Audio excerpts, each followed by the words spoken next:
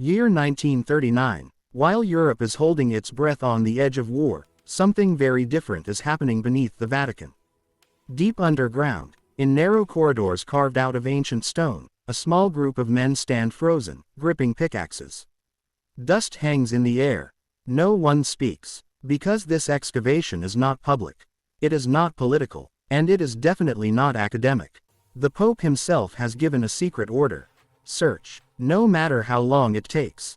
Officially, they are looking for a grave. Unofficially, they are looking for proof. Proof that the foundation of the Western world is not built on a legend. And the deeper they dig, the more uncomfortable the truth becomes. Because if what they find beneath the main altar is real, then it means that for nearly 2,000 years, many people have deliberately ignored, or hidden, the instruction manual for the keys. Keys that open doors you were never even told existed. It all begins with a name change. In the ancient world, changing someone's name was not a personal makeover. It was a declaration of ownership, a transfer of authority, a mission handed down from above. Simon, an ordinary man, a fisherman from the provinces. No pedigree, no polish. Jesus looks at him, and speaks a single word. Kephas. Here is the first crack in the story that popular pamphlets quietly avoid. Many will tell you the word means, a small stone, a pebble, something symbolic, harmless. But Jesus was not speaking Greek. He was speaking Aramaic, and in Aramaic, Kephas does not mean a loose rock you kick down the road. It means a massive, solid rock formation, a bedrock ridge, something you build on. This matters, because Jesus is not founding his movement on an idea, a philosophy, or a feeling. He is building a structure, on a man, and that is the most dangerous strategy imaginable. Why would he risk everything on someone so unstable? The scene shifts to Caesarea Philippi. This is not a place of prayer. This is the ancient world's version of Las Vegas. Caves dedicated to the god Pan. Temples to the Emperor Augustus. Power, sex, paganism, and empire carved straight into the rock.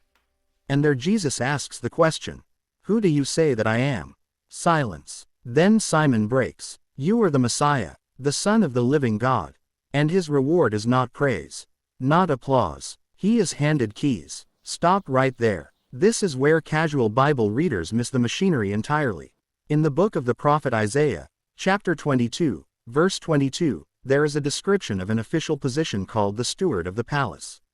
When the king left, he gave the keys of the royal house to his prime minister. Whoever held those keys decided who could enter the presence of the king, and who stayed outside. This is not poetry. This is not symbolism. This is an office, a legal, governing authority. Jesus is appointing a royal administrator, a visible representative of his rule. And once you see that, everything snaps into focus. You'll understand why certain religious groups work so hard to reduce Peter to just another believer. Because they are not afraid of Peter. They are afraid of the office. An office that has real decision-making authority.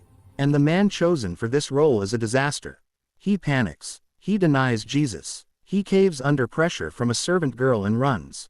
So ask yourself this: why would the Gospels, texts meant to establish the credibility of the church, include such humiliating details about its leader? The answer is unsettling. Because the authority of the office does not depend on the moral perfection of the man, but on the authority of the one who established it. Peter weeps because he failed as a man. But the keys are still burning in his pocket. This is where the fantasy of perfect leaders collapses. Truth does not require flawless people. It requires chosen ones. The Acts of the Apostles is essentially a field report of Peter's leadership.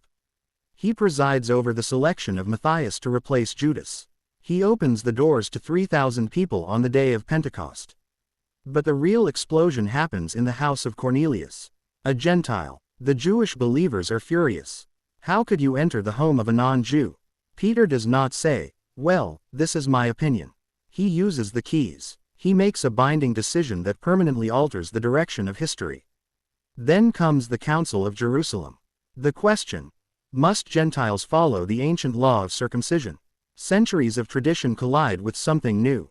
Paul and Barnabas debate. Arguments fly. Then Peter stands up. And when he finishes speaking, the text says, "The whole assembly fell silent." That was not a suggestion. That was the ruling of the steward. Now we return to the Vatican excavations of 1939. The archaeologists uncover a small wall, covered in thousands of scratched prayers. Why here? Because people in the 2nd and 3rd centuries believed one thing. He is here. Then they find an inscription. Petros Eni. Peter is inside. Medical analysis of the bones reveals a man. Stocky build. Around 60 to 70 years old. Clear signs of heavy physical labor. And no feet. Why no feet? Because when someone was crucified upside down, the fastest way to remove the body was to cut off the feet. Every detail aligns. One night in Rome, a fisherman from Galilee closed his eyes, knowing the doors of the kingdom were wide open, and that no one could shut them. The mystery of the keys is not about ancient Rome. It is about this question. Do you believe in a God who works through people and structures? Or a God who handed us a book and told everyone to figure it out alone, resulting in thousands of competing interpretations? Peter was not perfect. He was a cracked rock. But the foundation built upon him survived empires, fires, betrayals, and centuries of attack. The keys still exist. The only question is, are you looking for the doors they open? Or are you content standing outside, arguing about the size of the keychain?